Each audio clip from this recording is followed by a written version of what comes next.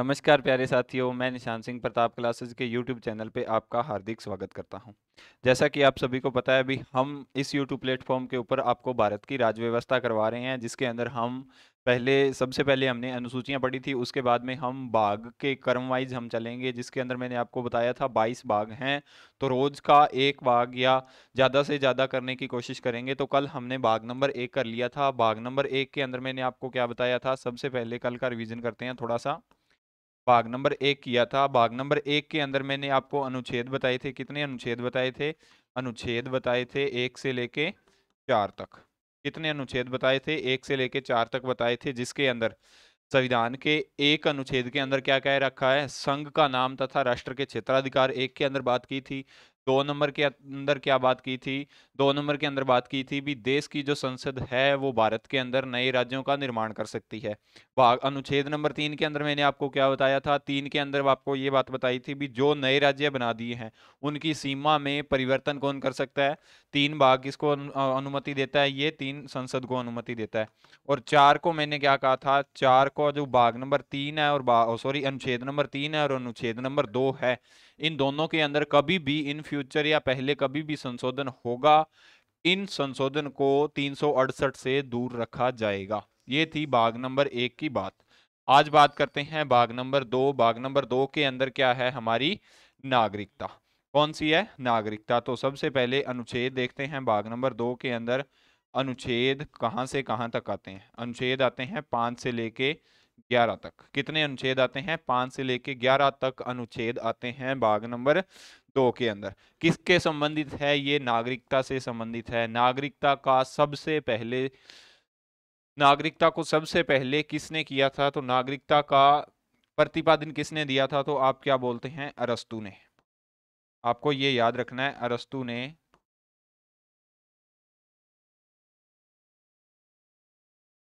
नागरिकता का प्रतिपादन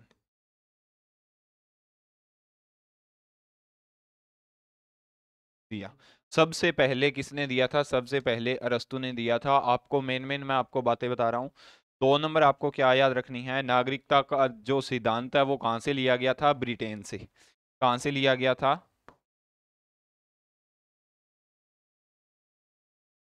नागरिकता को कहां से लिया गया था? ब्रिटेन से लिया गया। ठीक है। और 3 नंबर क्या है? 3 नंबर नागरिकता है क्या? सबसे पहले आपको ये पता होना चाहिए नागरिकता क्या है। नागरिकता एक सुविधा है। सुविधा किस प्रकार की है? जैसे हम भारत के अंदर रह रहे हैं, या हम ऐसा मान लो किसी भी देश के अंदर, कनाडा के अंदर हम अगर घूमने जाते हैं, तो कनाडा के अंदर वहां पे जाके हमें पढ़ने का अधिकार है, हमें शिक्षा ले सकते हैं, हम वहां पे रोजगार कर सकते हैं, कोई काम धंधा कर सकते हैं, मैरिज करा सकते हैं, ये सब अधिकार है। लेकिन कुछ मुख्य अधिकार जो वहां के नागरिकों को प्राप्त होंगे, वो कौन कौन से आ गए? जैसे वहां सरकारी नौकरी करने का अधिकार, वहां पे वोट डालने का अधिकार। ऐसे जो मुख्य अधिकार होते हैं वो सिर्फ और सिर्फ देश के नागरिकों को दिए जाते हैं। जो देश के अंदर घूमने आते हैं या देश से बाहर घूमने जाते हैं, उनके पास ये अधिकार नहीं होते। उदाहरण के लिए आप देख सकते हो, जैसे गोवा है, गोवा के अंदर, भारत के अंदर बहुत से जो ऐसे आदमी है जो घूमने के लिए आते हैं, विदेशी नागरिक गोवा के अंदर घूमने के लिए आते हैं, तो वहां पे क्या होता है? सिर्फ और सिर्फ उन्हें क्या अधिकार है? वहां पे रह सकते हैं, वो घूम सकते हैं, भारत भ्रमण कर सकते हैं। लेकिन अगर कोई भी भारतीय सरकार या भारत के अंदर कोई भी ऐसा मामला जिसका देश विरोध कर रहा हो, समझ रहे हो ना आप इस बात को? कोई भी ऐसा मामला जो चल रहा हो जिसका पूरा का पूरा देश विरोध कर रहा हो, भारत के अंदर घूमने आया नागरिक उस चीज का विरोध नहीं कर सकता। क्यों नहीं कर सकता? क्योंकि उसके पास भारत की नागरिकता नहीं है, और जिस बंदे के पास भारत की नागरिकता है उसे सारे के सारे अधिकार प्राप्त होते हैं। आप कभी भी कुछ भी, मतलब कि अगर आपको कोई भी गलत लग रहा है तो आप उसके खिलाफ बोल सकते हो। उम्मीद करता हूं आपको नागरिकता की जो मैंने आपको 3 बातें बताई हैं वो आपको समझ में आई होगी। इसके बाद में बात करते हैं नागरिकता के अंदर अनुच्छेद नंबर 5 हमें क्या कहता है। अनुच्छेद 5, नागरिकता के अंदर अनुच्छेद 5 हमें क्या कहता है? तो सबसे पहले देख लेना, अनुच्छेद 5 की चर्चा करेंगे। तो अनुच्छेद 5 हमें क्या कहता है? अनुच्छेद 5 हमें कहता है संविधान प्रारंभ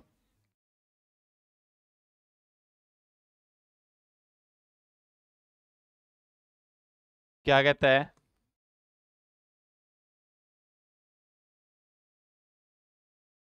संविधान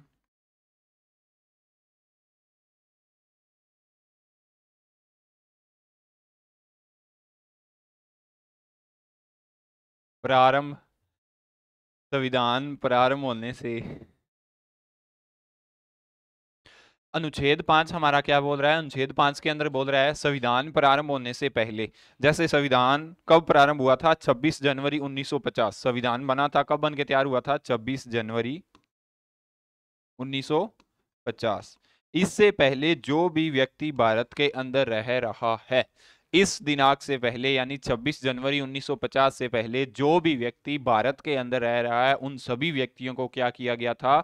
उन सभी व्यक्तियों को भारत की नागरिकता दी गई थी। ये बात कहाँ लिखी गई है? ये बात अनुच्छेद 5 के अंदर हमें बताई गई है। आपको इस चीज का खास ध्यान रखना है। इसके बाद में बारी आती है अनुच्छेद नंबर 6 की। अनुच्छेद नंबर 6 की चर्चा करते हैं। तो अनुच्छेद नंबर 6 के अंदर हमें क्या बोल रहा है? अनुच्छेद 6,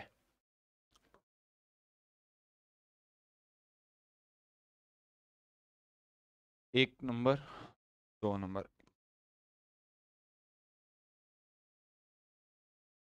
अनुच्छेद 6। अनुच्छेद 6 की अगर हम चर्चा करते हैं तो अनुच्छेद 6 के अंदर क्या बोल रहा है? पाकिस्तान से जो व्यक्ति भारत आए थे ना, देश आजाद होने से पहले,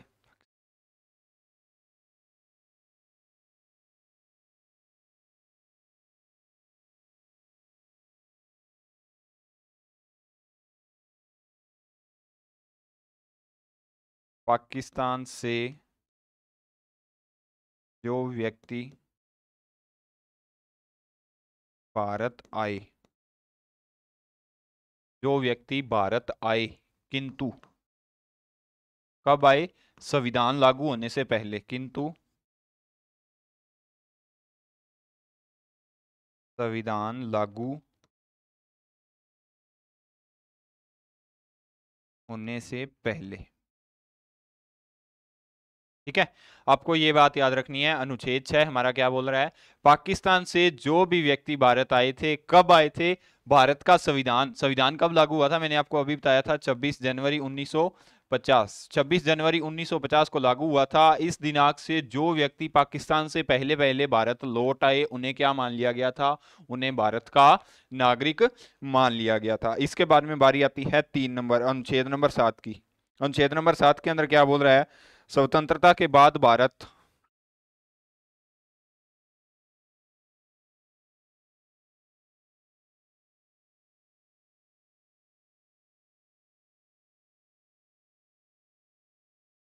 अनुच्छेद नंबर 7 क्या बोलता है? स्वतंत्रता के बाद भारत, क्या बोल रहा है? स्वतंत्रता के बाद भारत से पाकिस्तान चले गए ऐसे व्यक्ति जो संविधान बनने से पहले लौट आए। स्वतंत्रता के बाद भारत से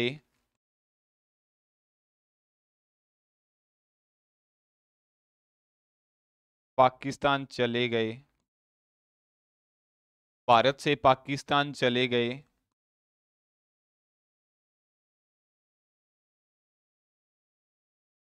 ऐसे व्यक्ति जो संविधान लागू होने से पहले, होने से पहले भारत लौट आए, उन्हें भारत का, उन्हें भारत का नागरिक माना गया, उन्हें भारत का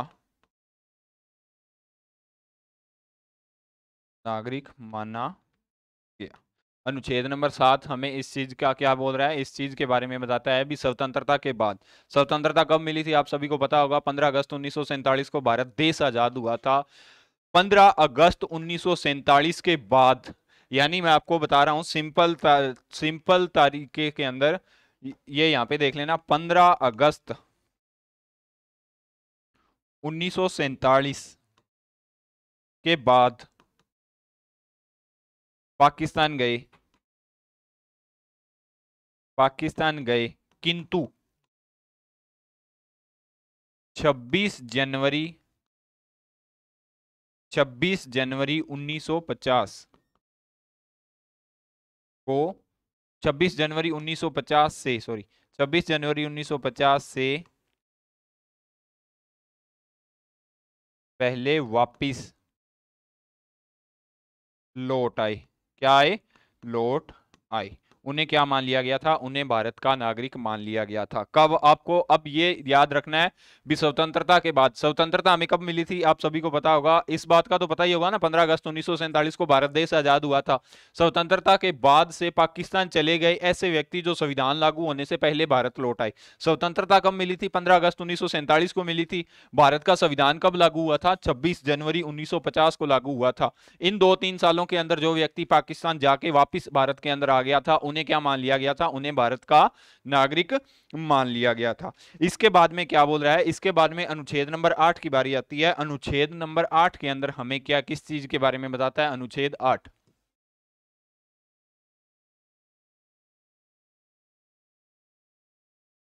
अनुच्छेद 8। अनुच्छेद 8 के अंदर हमें क्या बोला गया है? हम विदेशी भ्रमण कर सकते हैं। क्या कर सकते हैं? हम विदेशी भ्रमण कर सकते हैं, विदेश में घूम सकते हैं।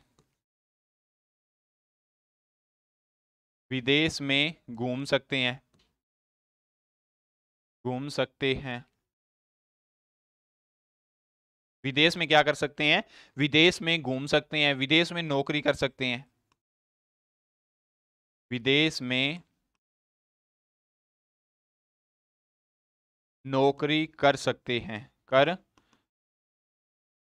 सकते हैं। अनुच्छेद 8 हमें सिर्फ और सिर्फ इन 3 चीजों के बारे में बताता है। कौन कौन सी ये 3 चीजें, वो मैंने आपको बता दी कौन कौन सी हैं। अनुच्छेद 8 क्या बताता है? हम विदेश के अंदर विदेश का भ्रमण कर सकते हैं, मतलब कि दुनिया के अंदर हम किसी भी कोने के अंदर जाके रह सकते हैं, नौकरी कर सकते हैं। ठीक है, वहां पे देख लेना, विदेशी भ्रमण कर सकते हैं, विदेश के अंदर घूम सकते हैं, और 3 नंबर क्या है? विदेश के अंदर नौकरी कर सकते हैं। ये बात कहां पे बताई गई है? अनुच्छेद नंबर 8 के अंदर। इसके बाद में बारी आती है अनुच्छेद नंबर 9 की। किसकी बारी आती है? अनुच्छेद नंबर 9 की।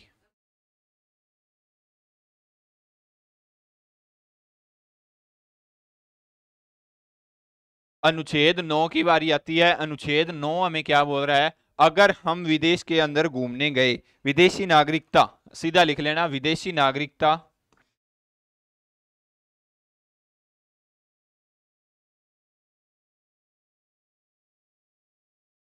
विदेशी नागरिकता लेने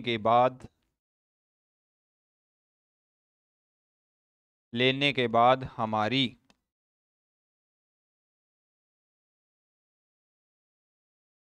भारत की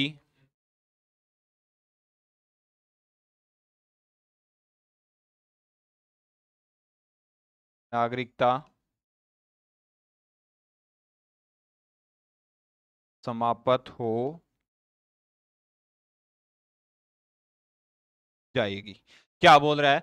अगर हम विदेश का भ्रमण कर रहे हैं, 8 की बात कर रहा हूं, विदेश का भ्रमण कर रहे हैं, विदेश के अंदर घूम रहे हैं तो कोई दिक्कत नहीं है, विदेश के अंदर नौकरी भी कर रहे हैं तो भी कोई दिक्कत नहीं है। लेकिन अगर हमने किसी भी विदेश के अंदर जाके विदेश की नागरिकता ले ली, तो हमारी जो भारत की नागरिकता है वो क्या हो जाएगी? समाप्त हो जाएगी। इस बात का आप खास ख्याल रखना, क्योंकि देख लेना, भारत, अगर हम एक साथ में किसी दो देशों के तो नागरिक नहीं हो सकते, एक साथ में तो हम एक ही देश के नागरिक होंगे ना।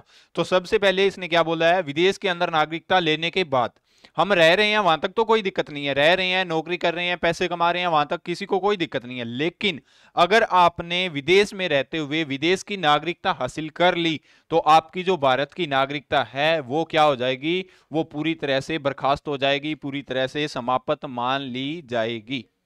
ठीक है, उम्मीद करता हूं आपको अनुच्छेद 9 समझ में आ गया होगा। इसके बाद में अनुच्छेद नंबर 10, अनुच्छेद नंबर 2, अनुच्छेद नंबर 10 क्या बोल रहा है? भारतीय नागरिकों की भारत की नागरिकता बनी रहेगी तब तक जब तक वह कोई विदेशी, अनुच्छेद नंबर 10 लिख लेना।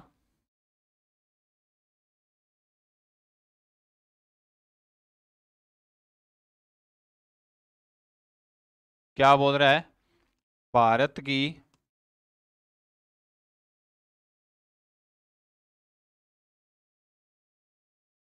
नागरिकता बनी रहेगी कब तक बनी रहेगी?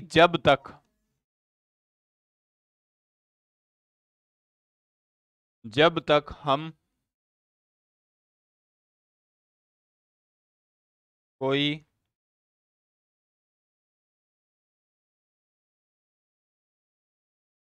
देश विरोधी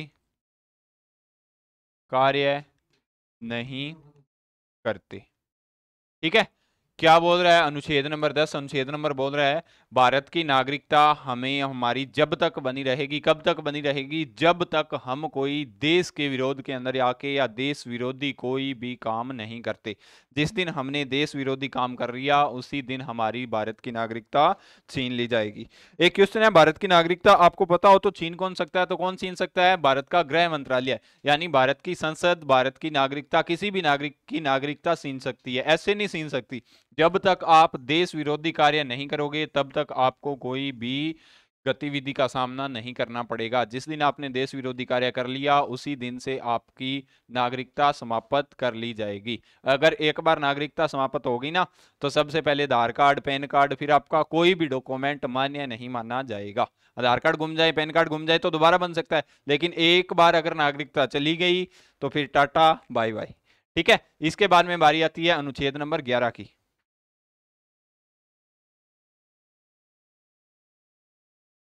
अनुच्छेद नंबर 11 की। अनुच्छेद नंबर 11 हमें क्या बोल रहा है? अनुच्छेद नंबर 11 बोल रहा है भी अगर नागरिकता संबंधी कोई भी कानून बनाएगा, नागरिकता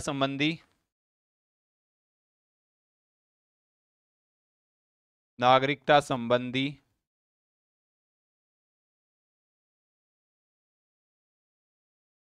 कानून बनाने का अधिकार, कानून बनाने का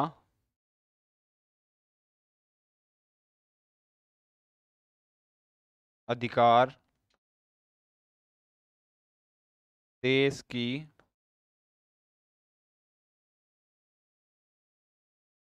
संसद के पास है।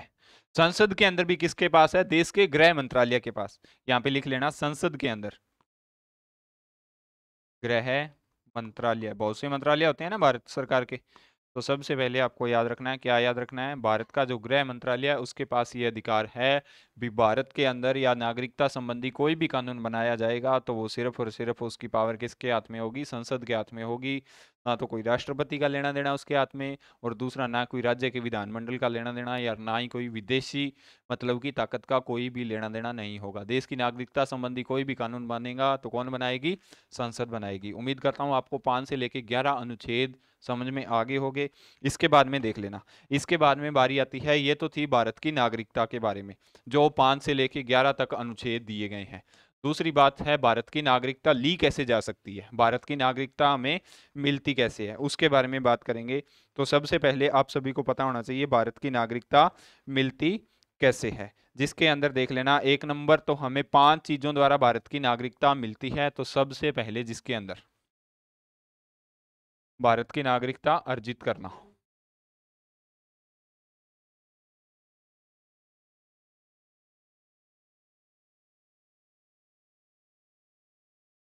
भारत की नागरिकता प्राप्त करना, लिख लेना प्राप्त करना। कैसे प्राप्त की जा सकती है? 5 प्रकार होते हैं, 5 प्रकार से, 5 प्रकार से प्राप्त की जाती है। एक नंबर लिख लेना जन्म,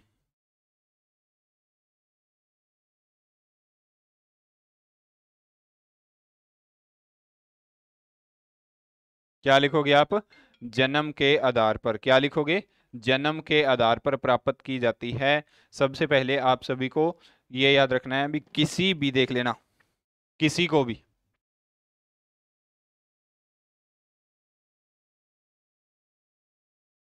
किसी को भी नागरिकता जन्म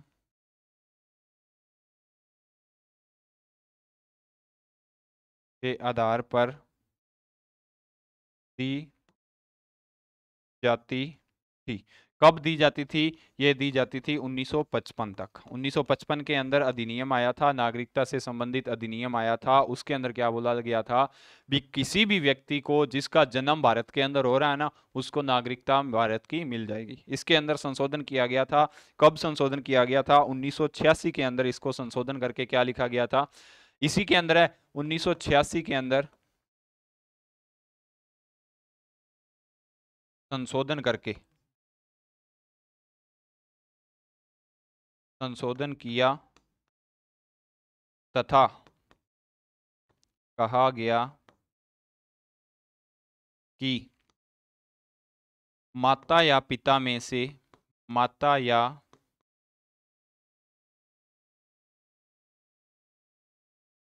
पिता में से या दोनों में से एक या दोनों में से एक दोनों में से एक भारत का क्या होना चाहिए? भारत का नागरिक होना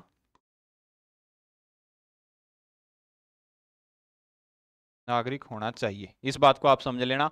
जन्म के आधार पर दी जाती थी पहले नागरिकता, यानी जिस भी व्यक्ति का जन्म भारत के अंदर हो गया उसे नागरिकता भारत की मिल जाएगी। इसके अंदर फिर बहुत सी गलतियां होने लगी। कैसे होने लगी गलतियां? अभी जैसे उदाहरण के लिए मैं आपको बता रहा हूँ, कोई विदेशी आया भारत के अंदर घूमने, 3-4 मंथ तक घूमा, दोनों हस्बैंड वाइफ आए, उसके बाद में भारत में रह के उसने एक किसी बच्चे को जन्म दे दिया। ठीक है, कोई अंग्रेज मान लो या कोई और भी मान सकते हो आप, भारत में ही रहते हुए उसने किसी बच्चे को जन्म दे दिया। बच्चे को जन्म दे दिया तो भारत के अंदर पहले क्या प्रावधान था? अगर किसी भी व्यक्ति का जन्म भारत के अंदर हो रहा है तो वो भारत का नागरिक मान लिया जाता था। ठीक है, फिर इस चीज को खत्म करके कब किया गया था? इसको खत्म 1986 के अंदर किया गया था। 1986 के अंदर खत्म करके क्या कहा गया था?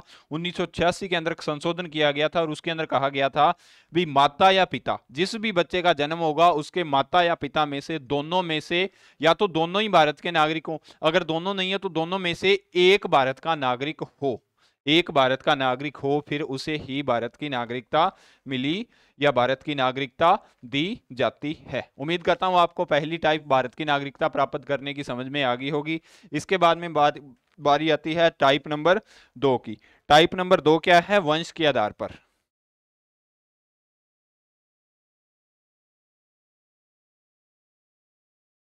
वंश के आधार पर या माता पिता, लिख लेना, माता पिता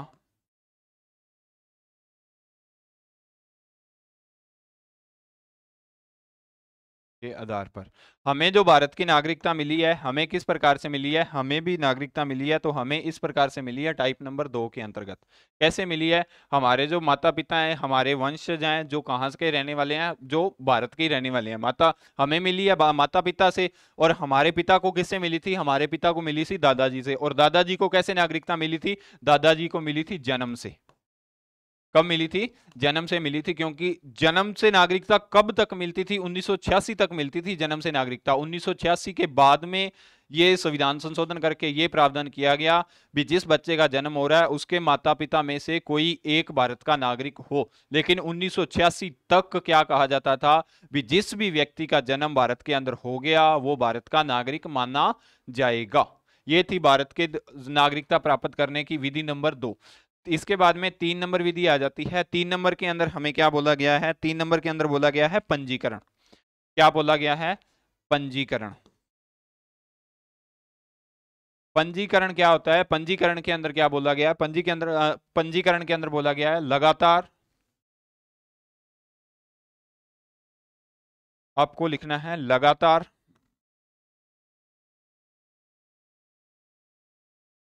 7 साल तक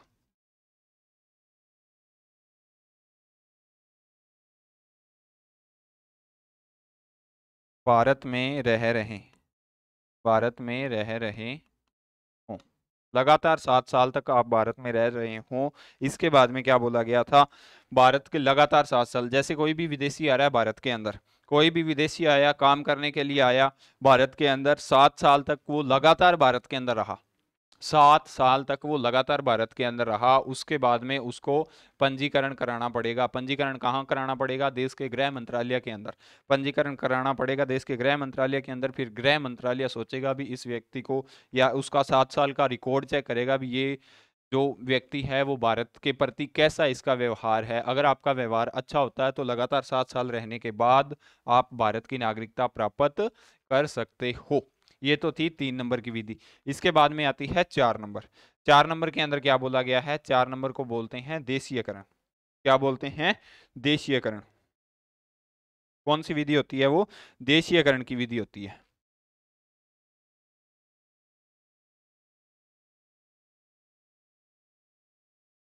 देशीकरण की विधि के अंदर 3 शर्तें थी। कौन कौन सी? एक तो आप, पहली तो थी लगातार 10 वर्ष तक भारत में रहे हों, भारत में रहे हों। और 2 नंबर क्या थी? 2 नंबर इसके अंदर थी आपको भारत की किसी भी भाषा का भारत की एक भाषा का ज्ञान होना चाहिए। क्या होना चाहिए? ज्ञान होना चाहिए। या 3 नंबर इसकी कंडीशन क्या थी? 3 नंबर कंडीशन थी आप भारत की कला, वाणिज्य या विज्ञान वर्ग के अंदर, या विज्ञान वर्ग के अंदर अच्छा खासा, अच्छा अध्ययन रखते हों, रखते हों। 4 नंबर कंडीशन क्या थी? 4 नंबर कंडीशन थी देशीयकरण की, जिसके अंदर क्या बोल रहा है? आप लगातार भारत के अंदर 10 वर्ष तक रह रहे हो, पहली शर्त। दूसरी शर्त क्या है? भारत के संविधान के अंदर कितनी भाषा, मैंने आपको बताई थी 8वीं अनुसूची के अंतर्गत कितनी भाषाएं आती हैं? 22 आती हैं। कब तक थी? 14 भाषा पहले थी जब 8वीं अनुसूची को बनाया गया था, इसके बाद में 8 भाषा को और जोड़ा गया था। ठीक है, तो इसके अंदर क्या बोल रहा है? आप भारत के संविधान के अंदर 22 भाषाएं, उन 22 भाषाओं में से आपको किसी एक भाषा का ज्ञान होना अनिवार्य है। या आप किसी भी कला वर्ग या वाणिज्य वर्ग या विज्ञान क्षेत्र के अंदर आपके पास अच्छा खासा अनुभव हो, आप उस क्षेत्र के अंदर आपका रिकॉर्ड शानदार रहा हो, तो आप भारत की नागरिकता प्राप्त कर सकते हैं। इसके बाद में बारी आती है 5 की। नंबर 5 टाइप क्या थी? 5 नंबर टाइप हमारे पास थी अर्जित भूमि। अर्जित भूमि। अर्जित भूमि के अंदर क्या बोला जाता है? जैसे भारत किसी भी विदेशी देश को या विदेशी राज्य को भारत के अंदर शामिल करता है, समझ रहे हो ना? किसी भी विदेशी देश को या विदेशी राज्य को भारत अपनी भूमि के अंदर उसे मिलाता है, तो उस देश के या उस राज्य के जितने भी नागरिक हैं उन्हें भारत का नागरिक मान लिया जाता था। उदाहरण के लिए जब 16 मई 1975 को सिक्किम को भारत के अंदर मिलाया गया था, कब मिलाया गया था?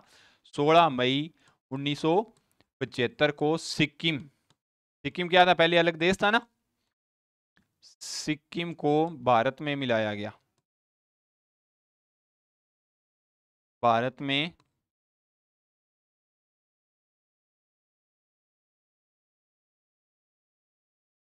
भारत में मिलाया गया। कब मिलाया गया था?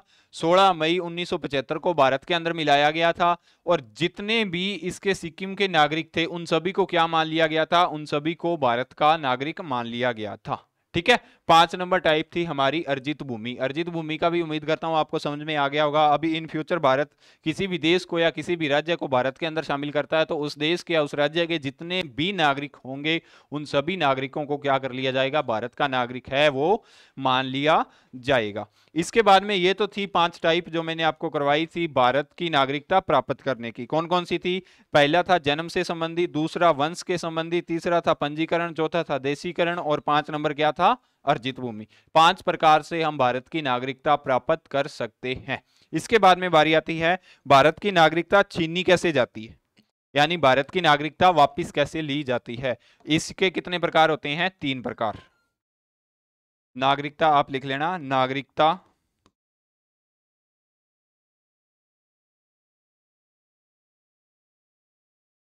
से वंचित कैसे किया जाता है। 3 प्रकार हैं इसके। कितने प्रकार हैं? 3 प्रकार हैं। पहला प्रकार कौन सा है? पहला प्रकार है त्याग।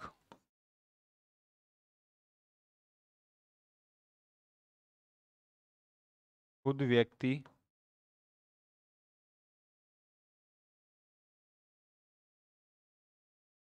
त्याग करे। पहला किस प्रकार से भारत की नागरिकता छीनी जाती है या वंचित किया जाता है, तो त्याग। यानी किसी भी नागरिक के मन के अंदर आ गया भी हमें भारत के अंदर रहना ही नहीं है, भारत को छोड़ के विदेशी राज्य के अंदर रहना है या विदेशी देश के अंदर रहना है, तो वो भारत की नागरिकता समय से त्याग सकता है। इसकी पहली टाइप तो ये थी। 2 नंबर टाइप इसकी क्या थी? 2 नंबर टाइप थी इसकी बर्खास्त। 2 नंबर इसकी टाइप क्या है? 2 नंबर है बर्खास्त।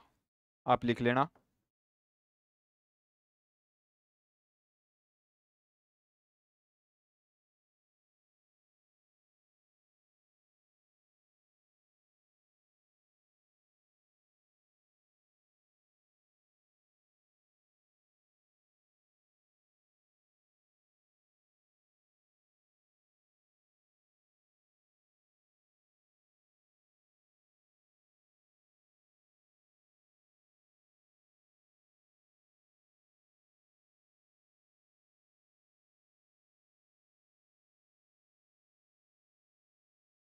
बर्खास्त का मतलब क्या होता है? जैसे आप किसी भी गवर्नमेंट जॉब के अंदर काम कर रहे हो या किसी भी प्राइवेट सेक्टर के अंदर काम कर रहे हो, जाने अनजाने में आपसे कोई ऐसी गलती हो जाती है, ठीक है, गलती से की गई कोई भी आपसे गलती हो जाती है, तो आपकी क्या हो जाती है? आपकी नौकरी चली जाती है ना, या आपको कुछ समय के लिए बर्खास्त कर दिया जाता है। तो उसी प्रकार से 2 नंबर टाइप कौन सी थी?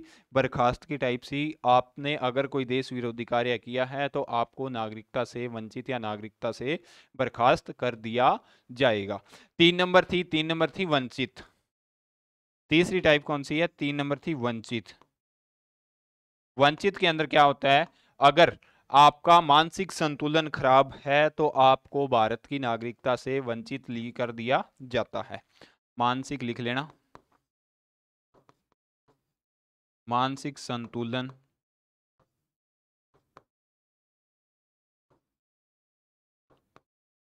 खराब होने पर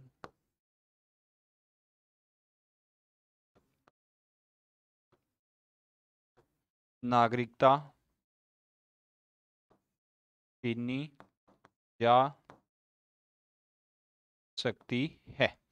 ठीक है, 3 प्रकार से छीनी जा सकती है। एक व्यक्ति खुद त्याग कर दे, या वो बर्खास्त कर दिया जाए उसको, या इसके प्रकार क्या होते हैं? इसके बाद में 3 नंबर होता है वंचित, या आप किसी भी मतलब कि आपका मानसिक संतुलन खराब है तो आपको भारत की नागरिकता से वंचित कर दिया जाता है। इसके बाद में बारी आती है हमने क्या कुछ पढ़ा था। तो 1 नंबर देख लेना, नागरिकता कहां से ली गई। मैं आपको एक ही स्लाइड के अंदर ये सारी बातें बता रहा हूं। पहली बात, देश कहां से ली गई थी, तो सबसे पहले आपको लिखना है ब्रिटेन से। कहां से ली गई थी? ब्रिटेन से। उसके बाद में क्या बोल रहा है? उसके बाद में इसकी प्रकार कैसे हैं? प्रकार कैसा है भारत की नागरिकता? प्रकार कैसा है? तो एक हैरी नागरिकता है, एक हैरी।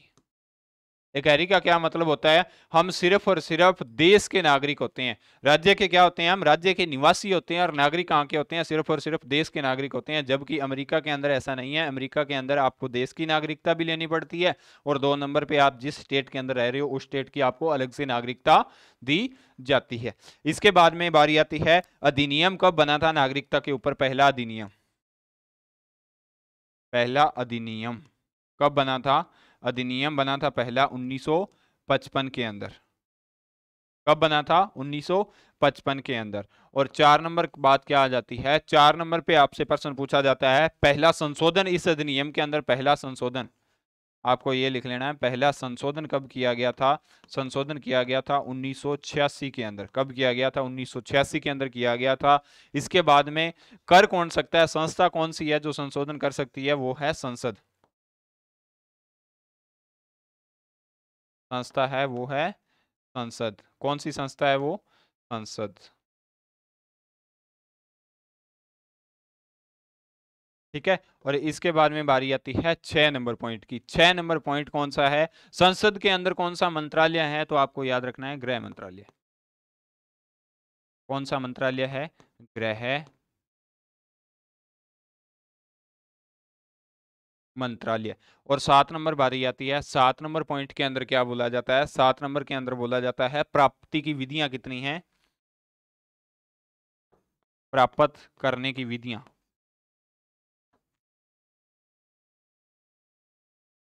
कितनी हैं? 5 प्रकार की विधि है। तो सबसे पहले मैं आपको लिखाई देता हूं, जन्म, उसके बाद में है वंश, उसके बाद में है पंजीकरण, उसके बाद में है देशीकरण, क्या है देशीकरण, और उसके बाद में 5 नंबर की विधि आ जाती है अर्जित भूमि। कौन सी आ जाती है? अर्जित भूमि।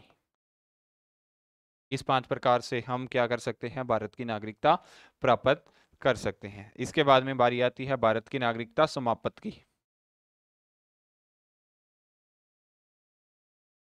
नागरिकता समाप्त 3 प्रकार। कितने प्रकार हैं? 3। कौन कौन से हैं? पहला तो त्याग करना, और 2 नंबर है बर्खास्त करना। 3 नंबर कौन सा? वंचित करना। कौन सा है? वंचित करना। ये 3 नंबर हो गया और ये 2 नंबर हो गया। तो दोस्तों, ये थी भारत के नागरिकता से संबंधित क्लास, यानी भारत के संविधान का जो भाग नंबर 2 है वो आपको मैंने पूरा करवा दिया गया है। तो एक बार इसका रिवीजन करते हैं, क्या कुछ आज हमने पढ़ा। सबसे पहले देख लेना, भारत का संविधान नंबर 2 किससे संबंध रखता है? नागरिकता से संबंध रखता है। अनुच्छेद कितने हैं? अनुच्छेद है 5 से 11। किसने प्रतिपादन किया था नागरिकता का? अरस्तु ने किया था। नागरिकता कहाँ से ली गई थी? कौन से देश से ली गई थी? ब्रिटेन से ली गई थी। सुविधा क्या है नागरिकता की? मैंने आपको सुविधा बता दी है। भी भारत का नागरिक को कुछ विशेष अधिकार, या आप किसी भी देश के नागरिक हो तो आपको कुछ ना कुछ विशेष अधिकार दिए जाते हैं। इसके बाद में बात करते हैं अनुच्छेद 5। अनुच्छेद 5 हमारा क्या बोल रहा है? संविधान प्रारंभ होने से पहले जो भारत के अंदर रह रहे थे उन्हें क्या कर दिया गया था? भारत का नागरिक मान लिया गया था।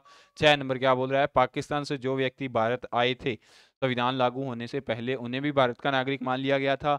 इसके बाद में अनुच्छेद 7 के अंदर क्या बोल रहा है? स्वतंत्रता के बाद यानी 15 अगस्त 1947 के बाद तो पाकिस्तान चले गए, लेकिन 26 जनवरी 1950 से पहले जो व्यक्ति भारत आ गए उन्हें भारत का नागरिक मान लिया गया था।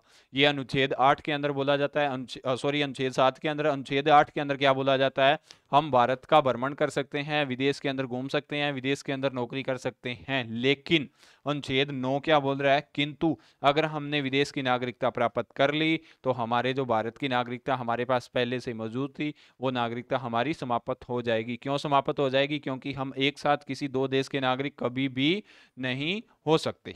इसके बाद में अनुच्छेद 10 की बारी आती है। भारत की नागरिकता बनी रहेगी। कब तक बनी रहेगी? जब तक हम कोई भी काम ऐसा नहीं कर सकते जिसके अंदर देश विरोधी कार्य जिसको साबित नहीं किया जाता, तब तक हमारी देश की नागरिकता हमारे पास बनी रहेगी। इसके बाद में अनुच्छेद 11 क्या बोल रहा है? नागरिकता संबंधी कोई भी कानून बनाएगा तो वो सिर्फ और सिर्फ अधिकार किसके पास है? अधिकार है सिर्फ और सिर्फ संसद के पास यह अधिकार होता है। संसद के कौन से मंत्रालय के पास अधिकार होता है? तो संसद के गृह मंत्रालय के पास यह अधिकार होता है। इसके बाद में नागरिकता भारत की प्राप्त की जाती है। कैसे प्राप्त की जाती है? कितनी विधियां हैं? 5 प्रकार से नागरिकता प्राप्त की जाती है। जन्म के आधार पर किसी भी व्यक्ति का जन्म भारत में हुआ तो उन्हें भारत की नागरिकता मिलती थी। पहले मिलती थी 1986 तक, लेकिन 1986 के अंदर इस अधिनियम के अंदर संशोधन किया गया। तो संशोधन करके क्या लिखा गया था? भी जन्म के आधार पर नागरिकता प्राप्त करनी है तो उस बच्चे के माता या पिता में से कोई भी भारत का नागरिक दोनों में से एक होना चाहिए। इसके बाद में क्या बात कर रहा था? इसके बाद में बारी आती है हमारी अनुच्छेद नंबर 2 नंबर। वंश के आधार पर हमें नागरिकता मिलती थी। वंश के आधार पर कैसे नागरिकता मिलती थी? हमारे माता या पिता में से दोनों में से कोई एक, या माता या पिता दोनों भारत के अंदर रह रहे हो वंश के आधार पर, इस प्रकार नागरिकता मिलती थी। 3 नंबर थी पंजीकरण। पंजीकरण क्या था? लगातार हम भारत के अंदर 7 साल रह रहे हों तो हमें भारत की नागरिकता मिल जाती थी। 4 नंबर था देशीयकरण। देशीयकरण के अंदर क्या बोल रहा था? लगातार भारत के अंदर 10 वर्ष तक रहे हों, भारत की किसी एक भाषा का ज्ञान हो, और कला विज्ञान या वाणिज्य के अंदर हम कुछ अच्छा, या हमारे पास कुछ अच्छा अनुभव होना चाहिए। इसके बाद में 4 नंबर थी अर्जित भूमि, यानी जो भारत ने देश या राज्यों को अपने अंदर मिलाया है उसके जो नागरिक हैं उन्हें भारत की नागरिकता दी जाती थी।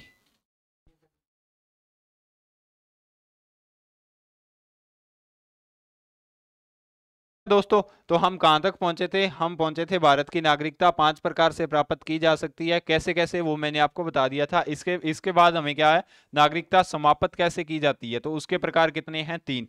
कौन कौन से? पहला, हम खुद त्याग दें, दूसरा हमें बर्खास्त कर दिया जाए, या तीसरा हमारा मानसिक संतुलन खराब होने पर हमारी नागरिकता छीन ली जाती है। इसके बाद में बारी आती है, मैंने आपको कुछ महत्वपूर्ण पॉइंट लिखाए थे। कौन सा? नागरिकता ली कहां से ली थी? ब्रिटेन से ली थी। प्रकार कितने हैं इसका? एक ही प्रकार की नागरिकता है हमारे पास। अधिनियम कब बना था? 1955 के अंदर। इस अधिनियम के अंदर पहला संशोधन कब हुआ था? 1986 के अंदर हुआ था। कौन सी संस्था ने किया था? तो संसद ने किया था। संसद के कौन से मंत्रालय ने किया था? तो संसद का गृह मंत्रालय वो करता है। इसके बाद में नागरिकता प्राप्ति की कितनी विधियां हैं? 5 विधियां हैं। कौन कौन सी? जन्म, वंश, पंजीकरण, देशीयकरण और अर्जित भूमि। इसके बाद में नागरिकता समाप्त करने के कितने प्रकार हैं? नागरिकता समाप्त करने के कितने प्रकार हैं? नागरिकता समाप्त करने के 3 प्रकार हैं। कितने प्रकार हैं? 3 प्रकार। कितने प्रकार हैं? 3 प्रकार हैं। कौन कौन से? त्याग, बर्खास्त और वंचित। तो ठीक है दोस्तों, ये थी आज की क्लास। अगर आपको क्लास अच्छी लगती है तो क्लास को लाइक करें और ज़्यादा से ज़्यादा शेयर करें। अगर आप प्रताप क्लासेस के चैनल यूट्यूब पर नए हो तो चैनल को सब्सक्राइब करें। मिलते हैं कल इसी चैप्टर के तीसरी क्लास के साथ, जिसके अंदर हम करेंगे भारत के संविधान का भाग नंबर 3। तब तक के लिए जय हिंद, जय भारत।